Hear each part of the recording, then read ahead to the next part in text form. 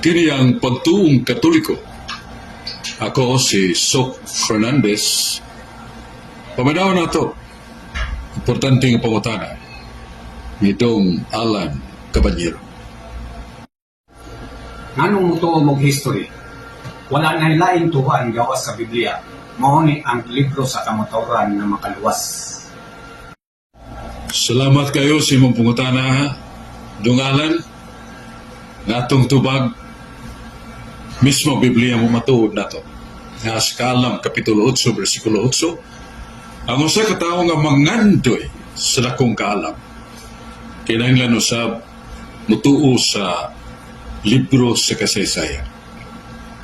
Matod pa sa Kaalam, Kapitulo 8, versikulo 8. Tuhuan na to ang history. Because history, genuine history, are, yes, books of record of the world. Unahon na to ang usa ka kamatuoran sa Grulier's Encyclopedia, Volume 5, page 106. Ito ang dalag binisaya. Ang Iglesia Katolika, pundok sa tinuhuan nga tinukod ni Kristo. Yagi padadaan sa Espiritu Santo sa adlaw sa Pentecostes.